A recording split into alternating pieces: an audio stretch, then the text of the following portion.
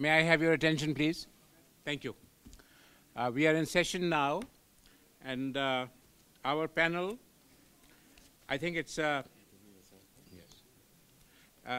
addressing the roots of extremism, is very, very topical all over the world. But before I introduce the two distinguished speakers, I think I have to introduce myself.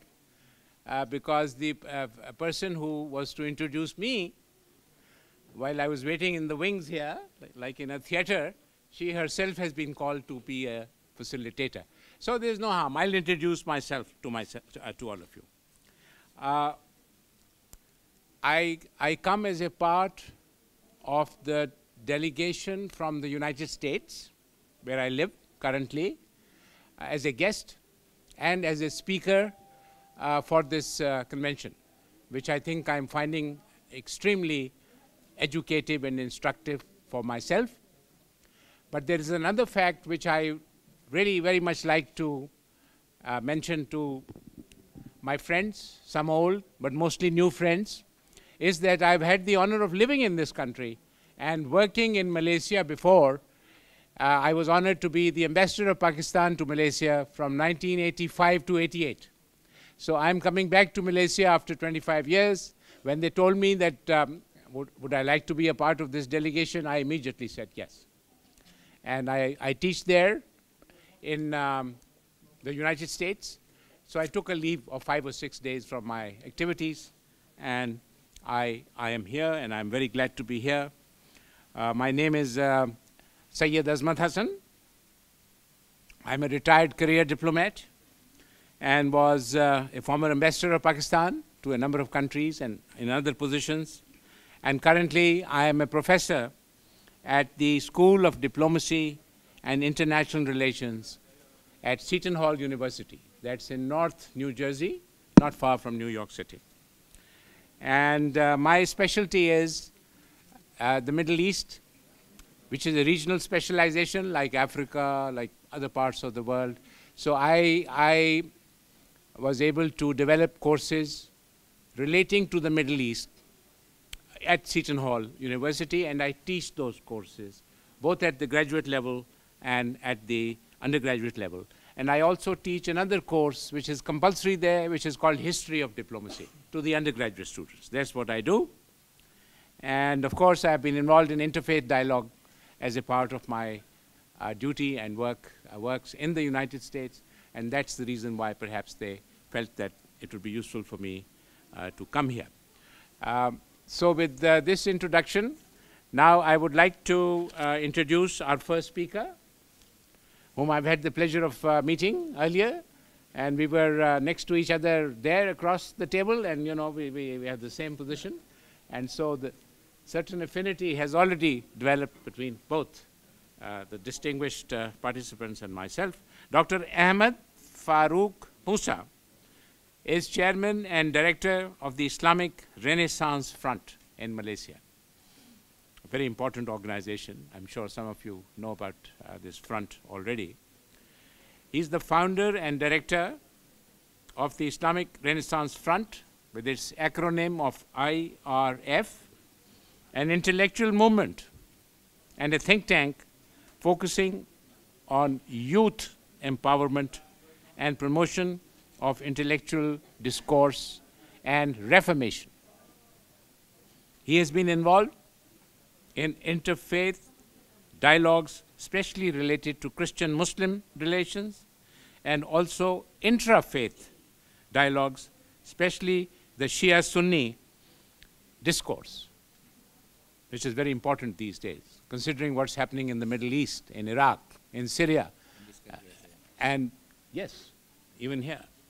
He writes for a column at the Islamic Party, PAS.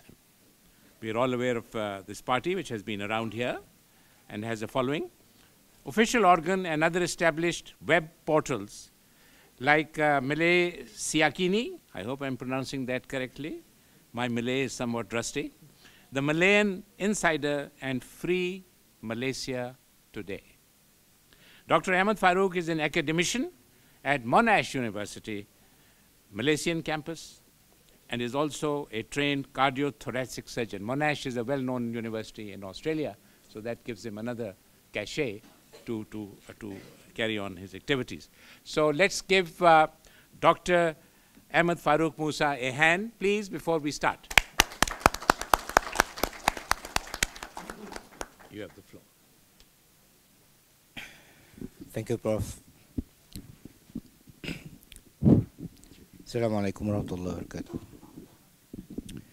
All right, it's a pleasure to be here with all of you, distinguished guests today, and our moderator and esteemed speaker as well.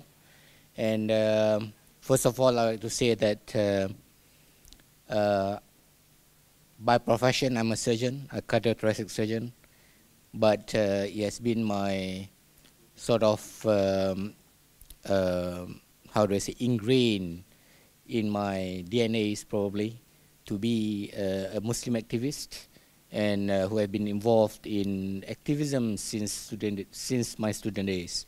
So this issue is not a new issue to me, and I've been talking about this for years, right, since my student days until today. And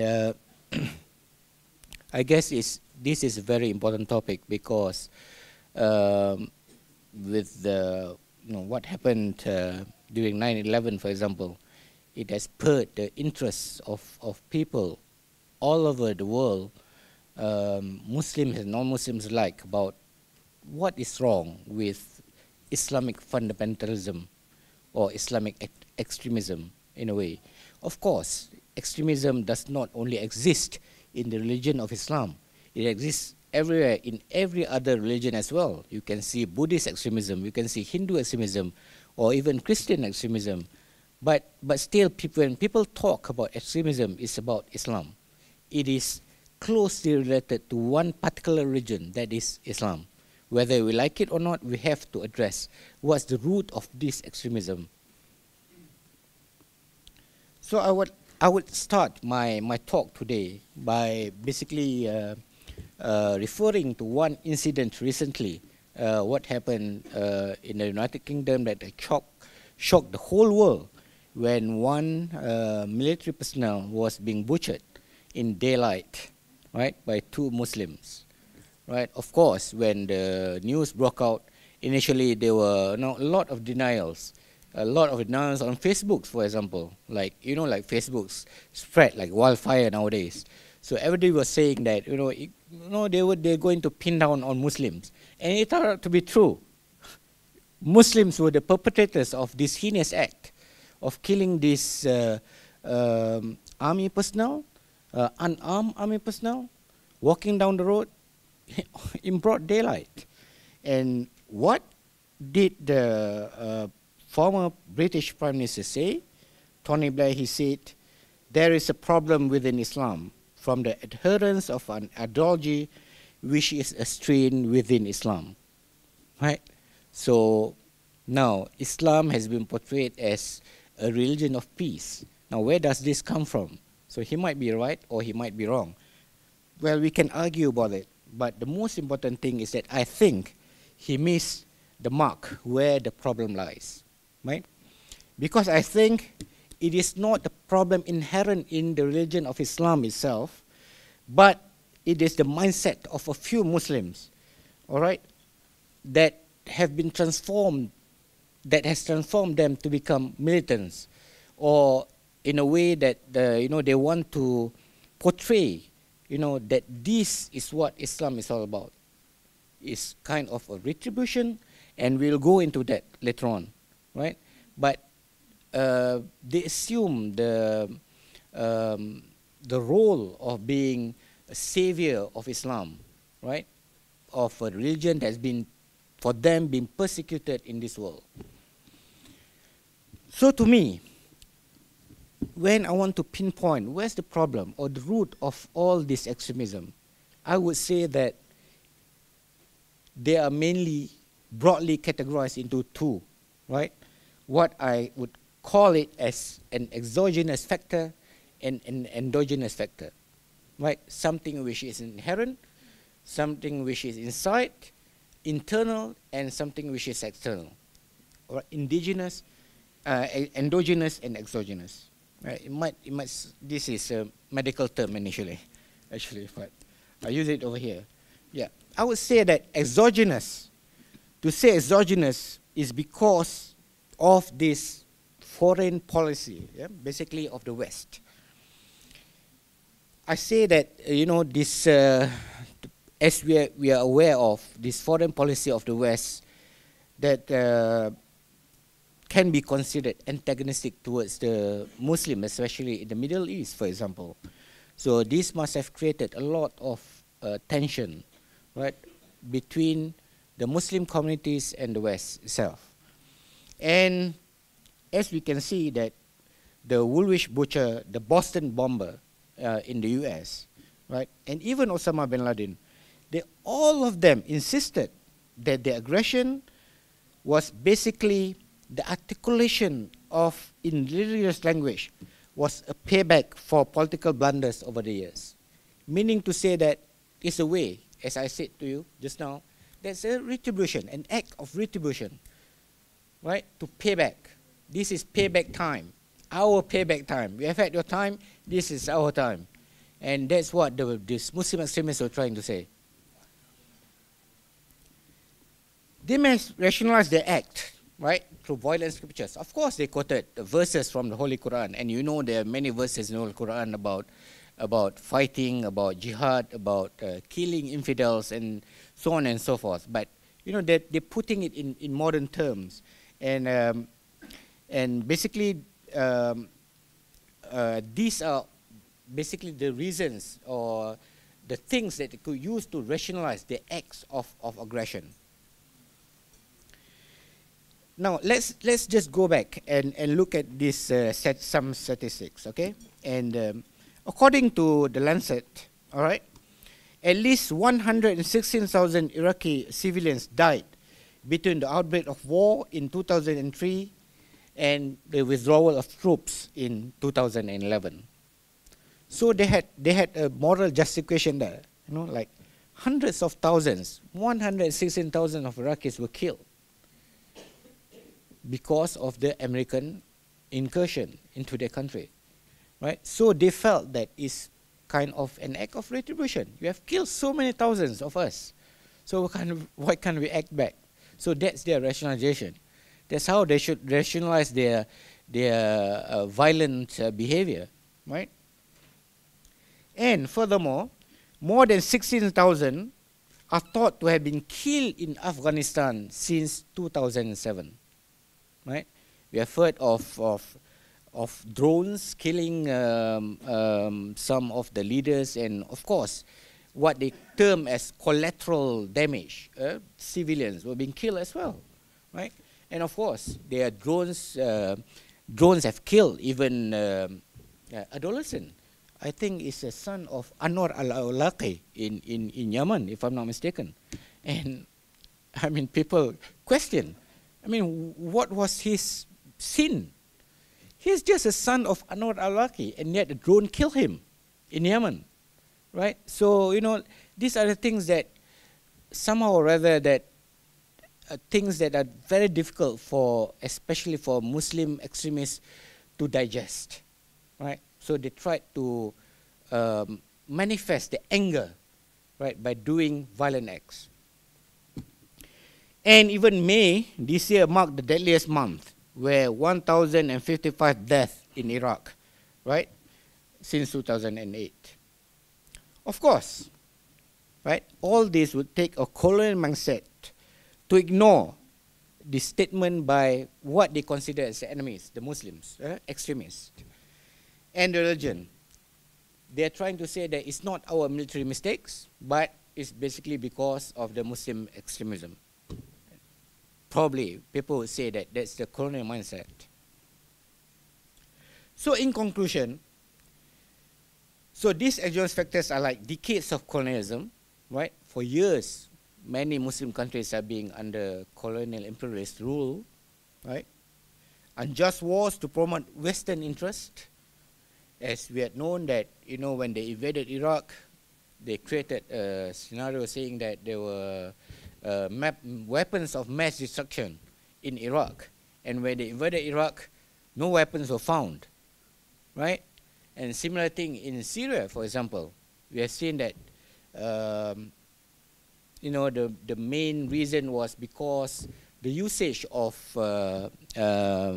poison gas, right? And that was the main reason for them to, initially, they wanted to wage an all-out war against Syria, against Syrian government, for example.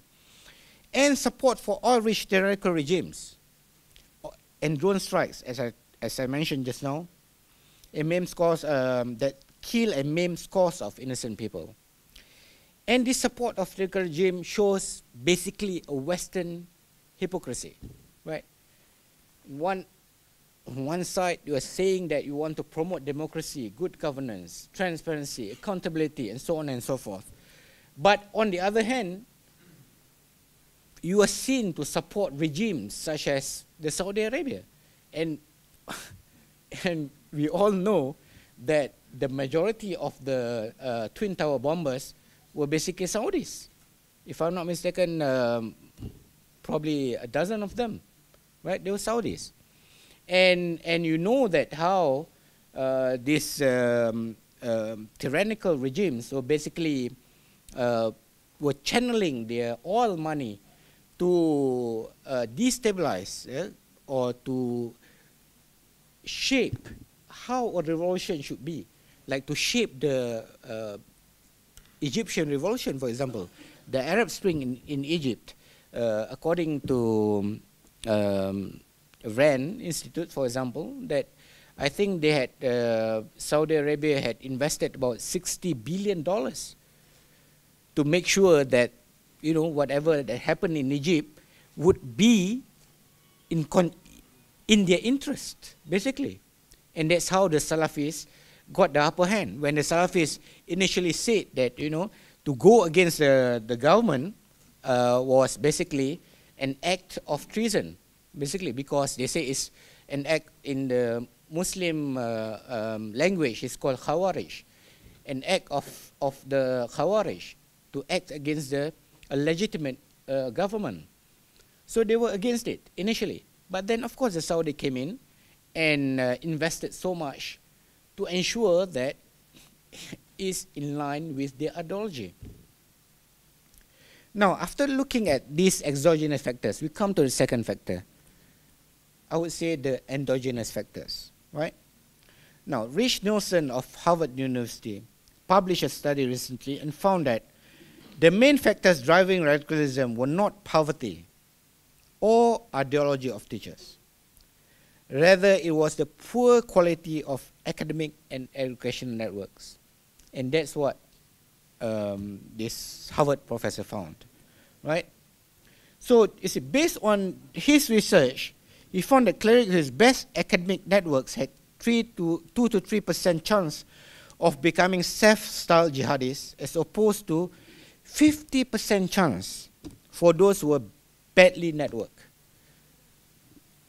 This is happening in the Muslim world, and not only in Saudi Arabia, not only in Middle Eastern countries, but you see even in our country, in this particular country, in Malaysia, right, where all the Muslim students, even from the middle class families, were being sent to what you call to the madrasas, or, you know, these private Islamic schools. And the level of education, we know the level of education. The teachers were not well paid. The teachers were just, you know, had a very minimal pay. And because of that, they did not manage to give good education to these people. And they came from even middle class families, because these people believe probably it's because sense of guilt. You know, like my generation, right?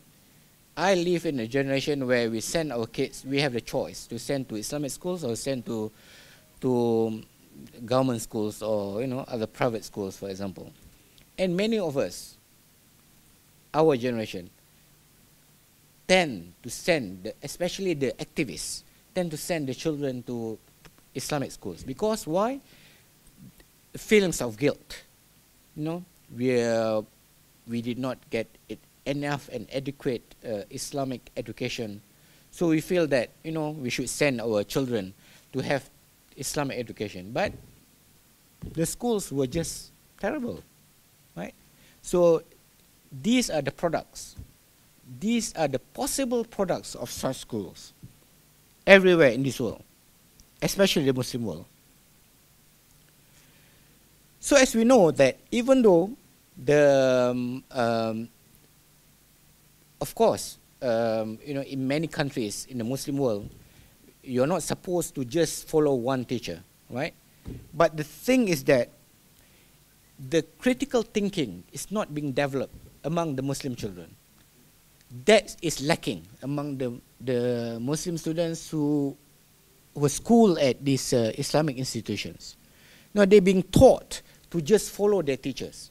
So in fact, in this country, this how do I say, this monolithic style of Islam, right, is being perpetrated. Even recently, even yesterday, if I'm not mistaken, the youth UMNO, which is the predominant party in this country, yeah, okay, thank you. Prominent party in this country said that, you know, there should only be one Islam in this country, that is the Ahlus Sunnah wal Jama'ah, or what is known as the Sunni Islam, not Shiites, not Mu'tazilites, right? So there must be only one strain of Islam in this country. And this is very bad, because they want us to follow just one singular entity. That is their interpretation of what Islam should be all about.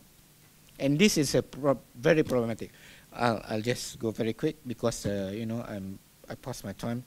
Yeah.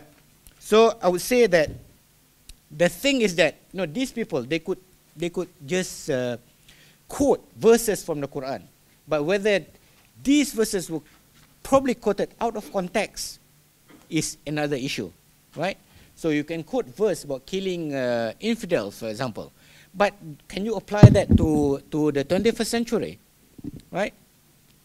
So these are the things. Or you quote verses about jizya, about paying a tax by the non-Muslims, right, to ensure that they don't have to have any obligation to be involved in the military, for example.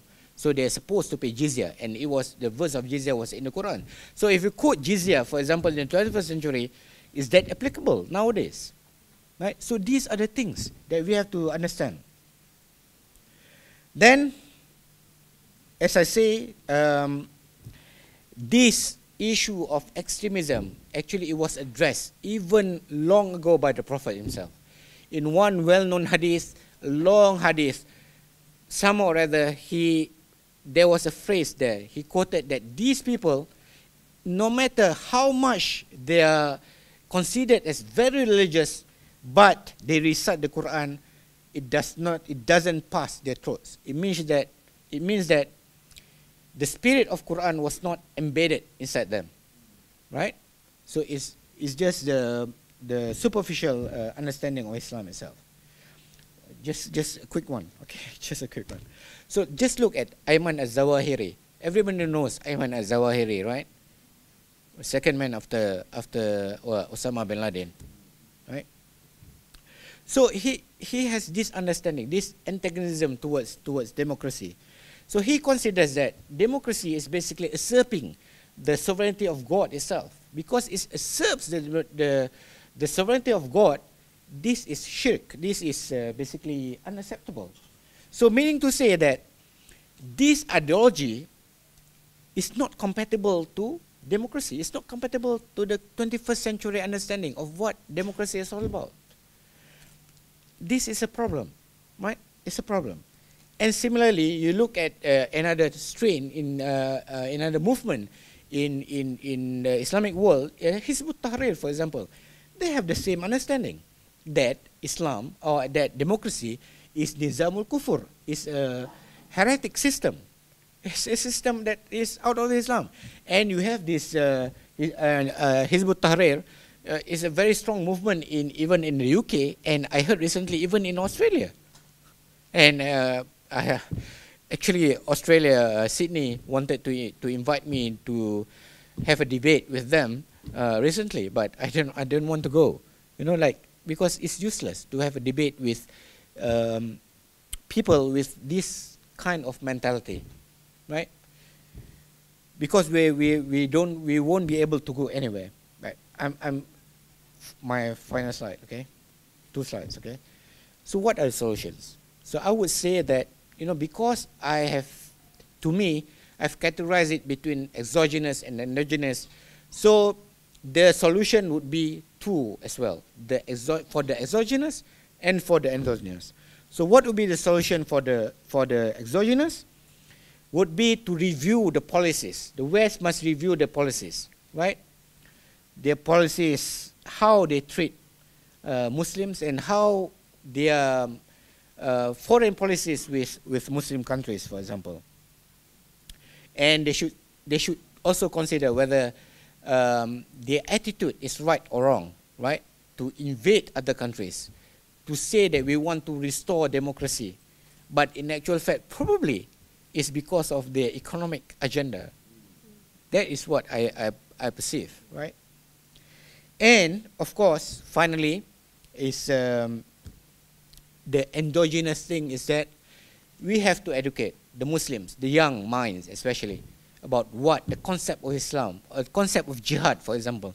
What is jihad all about? And we have to make them understand that Islam is a religion of peace, and Islam accepts pluralism. We should embrace not only other sects within Islam, but also other religions as well, to live basically as human, as brothers, and like what the first session said, that, you know, that we are all children of Adam, right? وَلَقَدْ كَرَّمْنَا بَنِي Adam, and we have conferred dignity upon the children of Adam. All of us, Muslim or non-Muslims, should have this dignified status in this world. Thank you very much. Thank you very much, Dr. Ahmed Musa. You have given us and the audience a lot of good points to ponder over, and I'm sure that there will be an animated discussion after the 2 formal presentations have been made. I'm sure there will be... Excuse me. I said I'm sure there will be an animated discussion, a good discussion, based on what Dr. Musa has told us. This is a very complicated subject, and he has touched on some relevant points, but we will discuss them as in the question and answer session, and of course in my final summing up. Right now it's my privilege and pleasure to introduce the speaker on my right. He has joined us from Nepal, and he has a very distinguished pedigree. The Reverend Damodar Gautam is the chairman of the Interreligious Council of Nepal and is a renowned figure in Nepal's interfaith community. Reverend Gautam was active in the Democratic People's Movement of 1965, a well-known movement. He's an active member of the Nepali Congress, one of the nation's largest democratic parties. Reverend Gautam has also served, or also serves rather, currently, as the president of Sanjeevani Service Association, which provides aid to various hospitals in Nepal, as well as the advisor of the Pashupati Area Development Trust and chief advisor of the World Hindu Federation Nepal National Committee. Please give a warm welcome to Reverend Gautam. You have the floor, sir.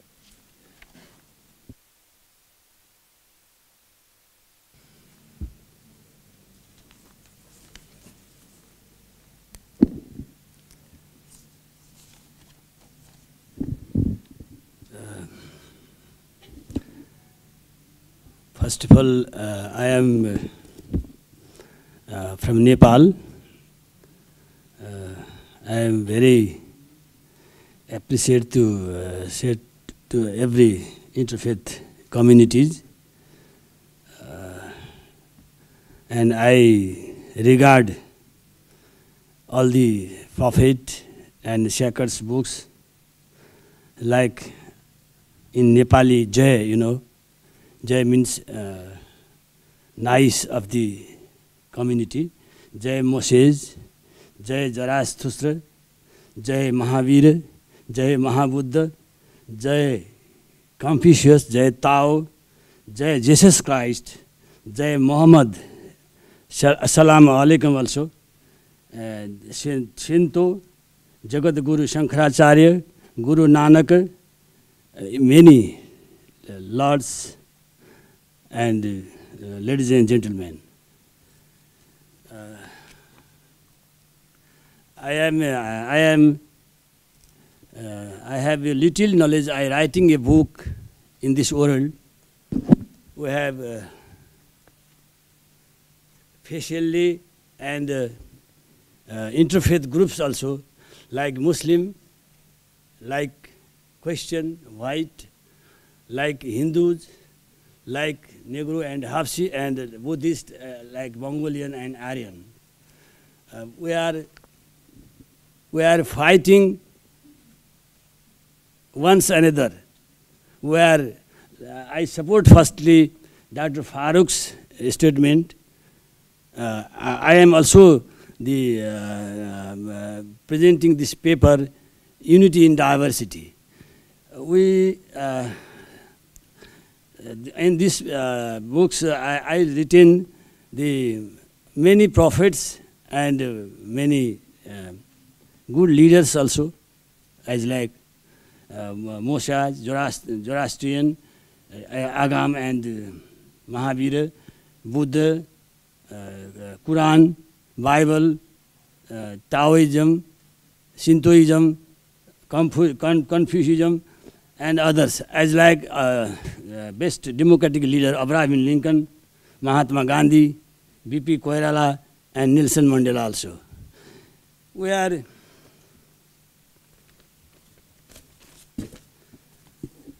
my topics is the not only my topics, this unity in diversity building, social cohesion and sustainable peace through universal aspiration, principle and values.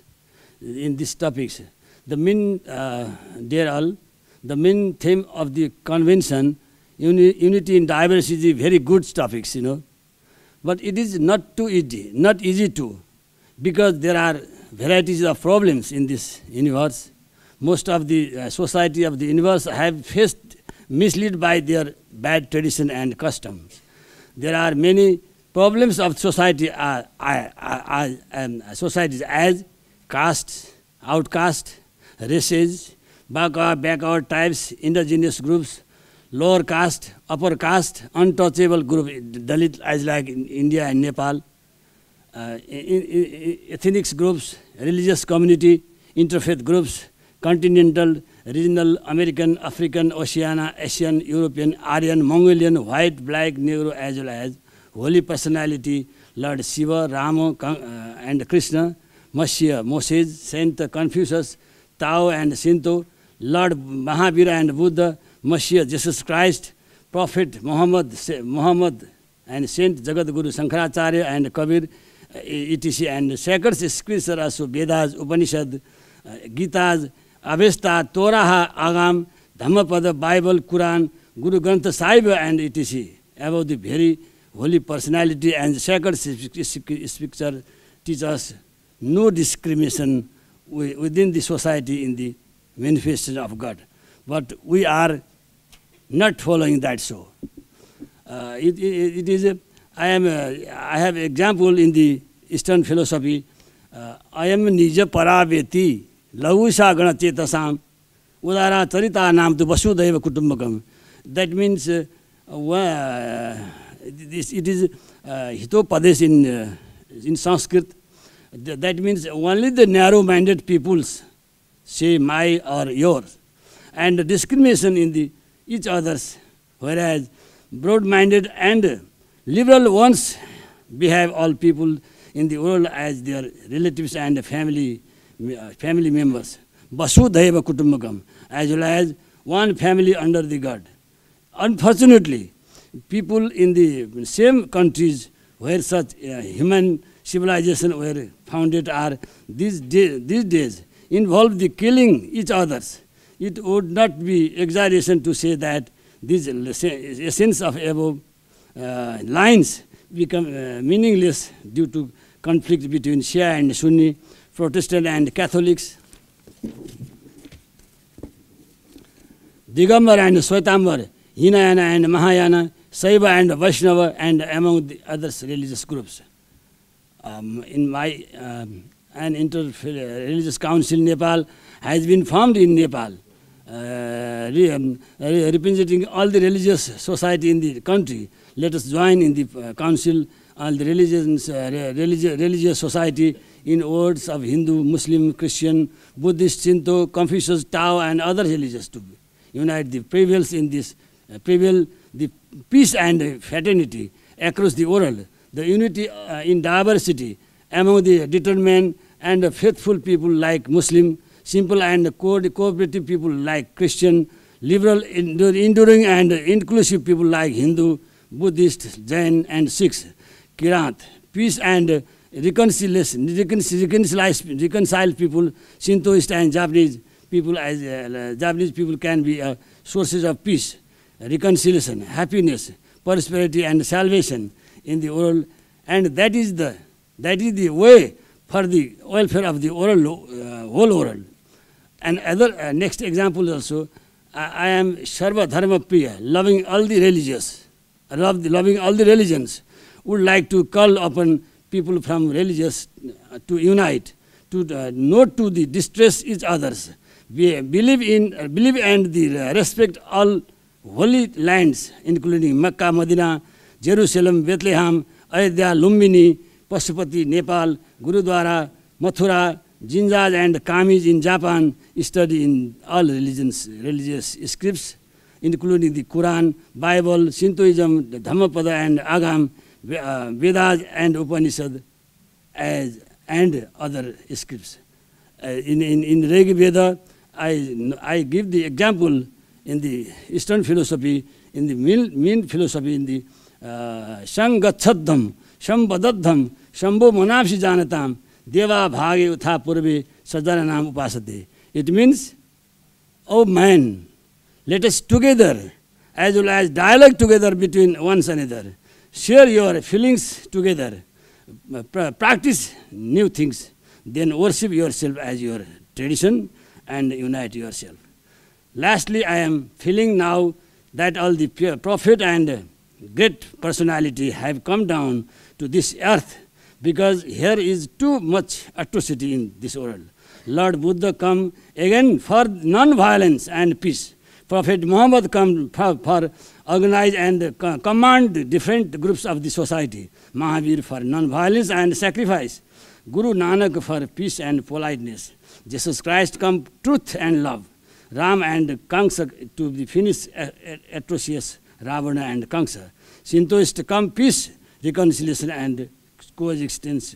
Baha'u'llah for world unite, peace and harmony. Lord Shiva for Satyam Shivam Sundaram. Means truth, welfare and beauty. Then we get the unity in diversity in this universe. Lastly, I am obliged to the organization, Global Peace Foundation, who gave me this opportunity and invite me. I wish this organization would get grand success in every path of this mission. I pray all the best. Assalamu alaikum. Jai Allah, Jai Masih, Jai Shinto, Jai Tao, Jai Confucius, Jai Ishwar, Jai Shambhu, Jai Mahavir, Jai Buddha, Jai Guru Nanak, Jai Guru, Jai Kami, Jai Malaysia, Jai Nepal, Jai Vishwa, world. Thank you for all participants. Thanks. Thank you, Reverend Gautam, for that very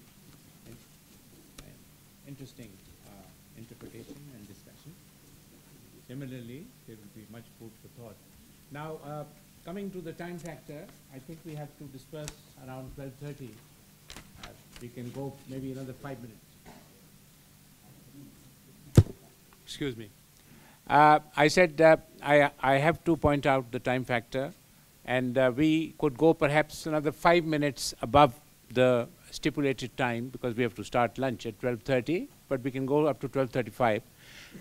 The floor is open for discussion. I would request the speakers to be as brief as possible, because I would try, and I'm sure you would try, to accommodate as many comments as possible. Yes, sir, you have the floor. Thank you very much. Imam Shamsi Ali from New York. Talking about the roots of extremism, I think I would like to start that in today's world, peoples of religions, in fact, do not worship God. They tend to worship religions. And that's why the Holy Quran challenged the Muslims. Ya ahlal kitab ta'alu ila kalimatin sawa bainana wa bainakum alla na'budu illallah. O people of the book, come together to the same platform to worship none but God. What is the meaning of none but God? It's not about religious tradition that we worship. That all of us will tend to say that mine is the absolute truth. So we basically bring down God in the so limited understanding. So this is the first dilemma that we are facing. Instead of worshiping God, instead of moving forward to bring up spirituality, we are worshiping our traditions and our religions, number one. Number two, also when we talk about roots of extremism, I'd like to divide into two. Number one is the main causes. Number one is ignorance. I think it's very important that the way we understand others is mostly based on ignorant understanding. Muslims understand Jews ignorantly. Jews understand Muslims ignorantly. All other communities, because I experienced that in the United States. You mentioned that you live near New York, and I'm in New York. So we understand that New York is a very diverse community. But the second main root is misconceived interpretation. I think that the first speaker mentioned about that. For example, وَلَنْ تَرْضَ عَنْكَ الْيَهُودُ, Jews and Christians will never be pleased with you. We have that in the Holy Quran. لَا تَتَّخِذُ الْيَهُودَ وَالنَّصَارَ أَوْلِيَاءَ, do not take Jews and Christians as friends. In many ways, some Muslims understand that very limitedly, that we cannot be friends with Jews and Christians because of this limited understanding. So this is ignorant interpretation of our Holy Quran. But there are some supporting causes, and I think the speakers also mentioned. I would like to mention about media. Media factor is very important because sometimes we do good things in our community. The media only expose the negative part of our communities. Number two is about politics.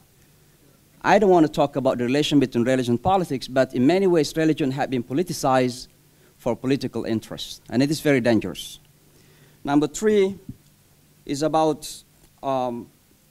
Sir, I would request you Sure. to I would like to end. make a summary, because there are a lot of other people who want to talk, and a comment should be not more than 1 or 2 minutes. Thank you. All right, and the summary I'd like to mention, in addition to the points that I would like to point out, is that we need to be honest.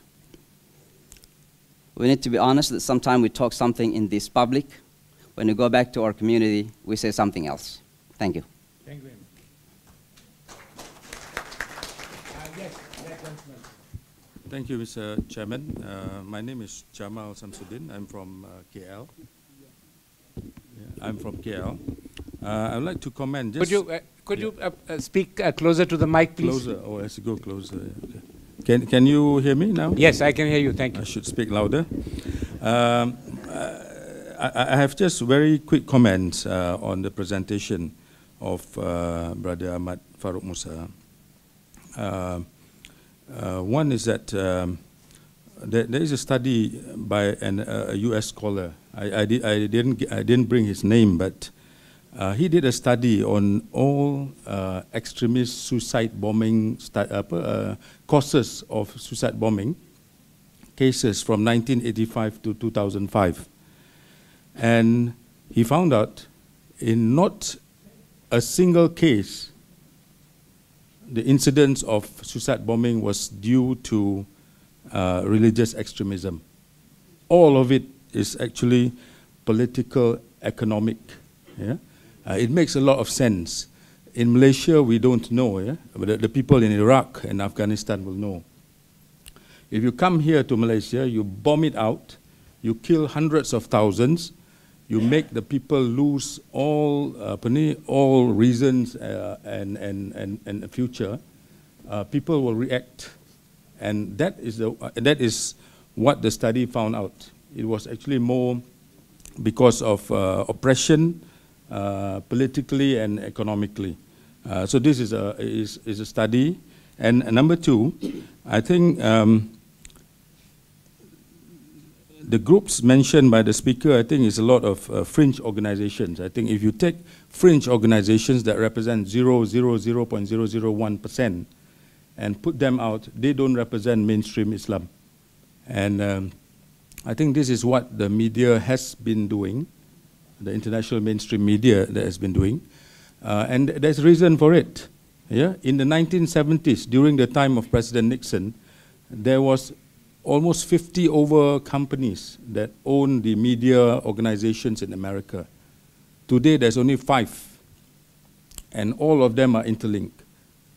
So if we were to get all our information from CNN, BBC, and CNBC, we will have a view that 9/11 was done by someone from Saudi Arabia who went to the pilot school for 6 months and was able to swerve a 777 precisely into the World Trade Center.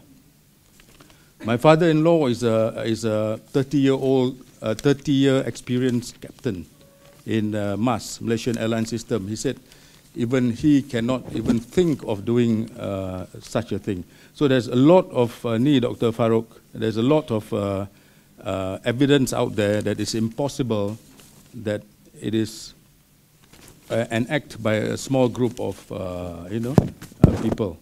So I think please we need to check our facts before we put it forward. Yeah? Okay. And lastly, I think our imam and our pastor from Nigeria has stated very clearly, we have to go back to what are the fundamentals of the religion. Go back to the books and expound the principles, thoughts by the prophets. Yeah? Not what is expounded by the political masters with their own agenda. Thank you, sir. Thank you. You have the floor, sir. Thank you, sir. My name is Nathan Kahara from Nairobi, Kenya. And I had the honor to serve as a mayor of that city, Nairobi, and currently I'm the president of former mayors. Those who retired are working closely to preach peace. We also work closely with the mayors of peace at the headquarters in Hiroshima, Japan. You all know what happened. And I would like to take this opportunity to thank you. You are together. We are preaching peace. I also lead an organization, the Golden Rule International. You all know that all these regions, we meet under that cover. Treat others as you would like to be treated. All we want is to be honest. Let's help others and act. I was on a briefing reading what is here, and especially Christianity.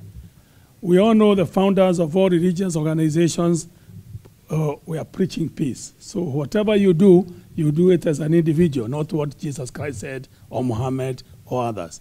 Christianity here, in Matthew chapter 7:12, Jesus said, in everything, do to others as you would have them to do to you, for this is the law and the prophet. That is Jesus Christ. Islam, not one of you truly believes until you wish for others what you wish for yourself. That is Prophet Muhammad who said in the Hadith. In Judaism, what is hateful to you, do not do to your neighbor. This is the whole Torah, or the rest is complementary. When you go to Hinduism, because we are here, treat not others in ways that you would yourself find hurtful. as Buddha said. If you are seeing, you say here, I'm a stranger to no one, and no one is a stranger to me. Indeed, I am afraid of all. That was Guru. We do not want to go to many. Hinduism here, this is the psalm of duty. Do not do to others what would cause pain if done to you. And even the native specialities say, we are as much alive as we keep the other alive. We cannot go to all, but what we are saying here, all religious organizations have the same approach, and all we do as individuals is to incite others against the teaching of every religion. So what we suggest is that we team up, we work together, and God bless you. Thank you. Thank you. Thank you very much. Because of lack of time, I'm sorry, I can only give the floor to one more speaker because we have to leave at 12:35. You have the floor. Thank you. My name is Muhammad Faisal Musa. I'm from National University of Malaysia. Mr. Moderator, I will not blame the West, but I will blame my own brothers.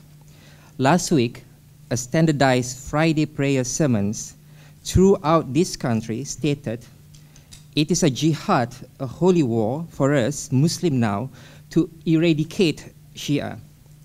Let me say it again, eradicate. If you look into dictionary, you'll find the synonym word to eradicate is cleansing, genocide style. Why to eradicate Shia? Because the followers, among others, permit sodomy. The National Islamic Department, JAKIM, the one who prepared the sermons, want us to believe that there are 2 million of Shia in Southeast Asia that practice sodomy and basically is a jihad to wipe them all.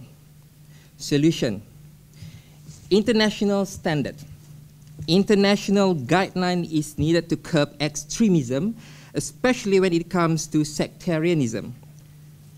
In my hand here is Islamabad Declaration 2007, prepared by OIC, signed by Malaysia, that recognized Shia as a legal sect in Islam, and this should be read together with Cairo Declaration of Human Rights and Universal Declaration of Human Rights. And if you're serious about pushing Malaysia or other countries, to wipe out extremism, what we should do is we should hold with the international standard. Thank you. Thank you for your comments.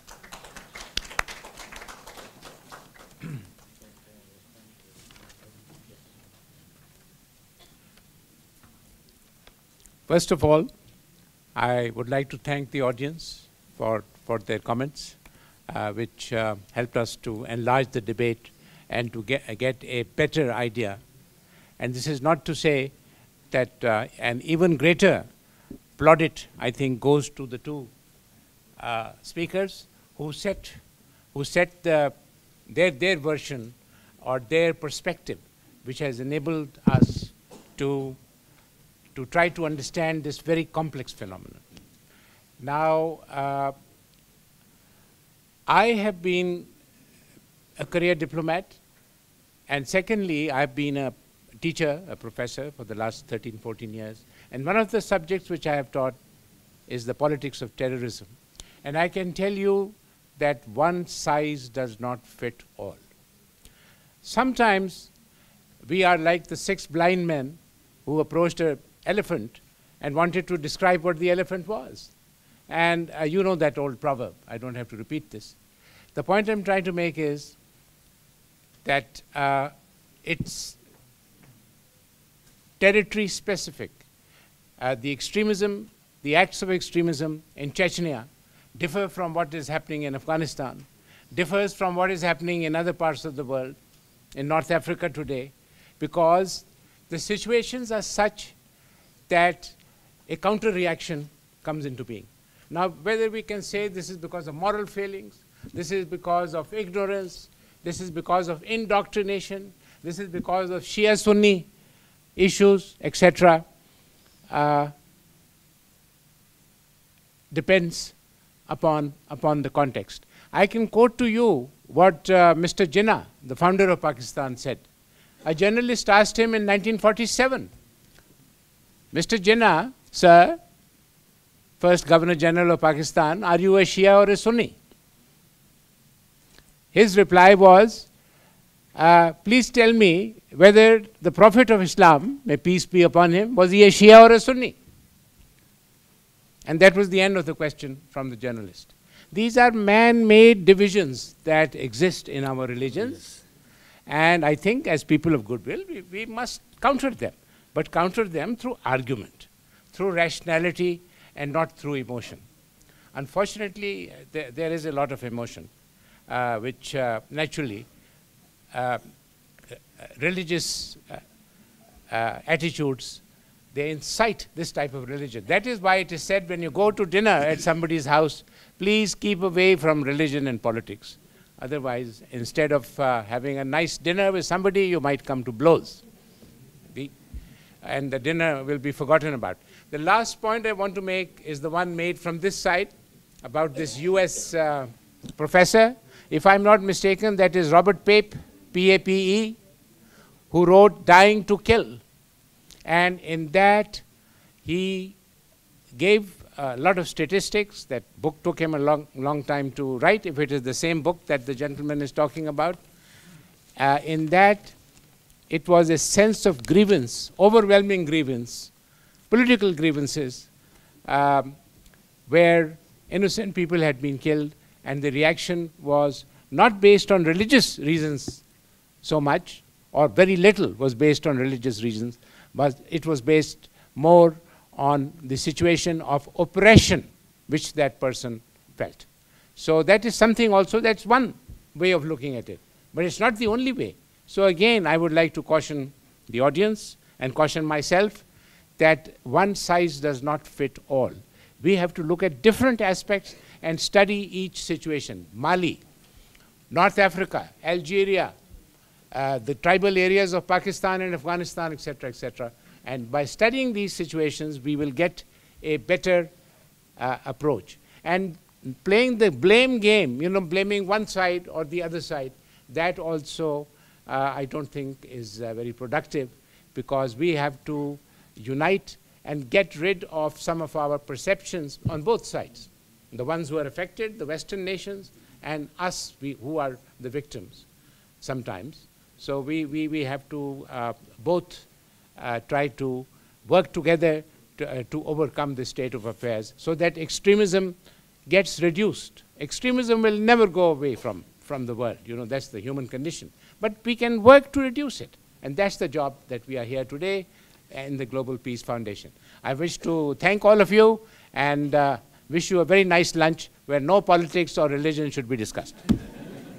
Thank you.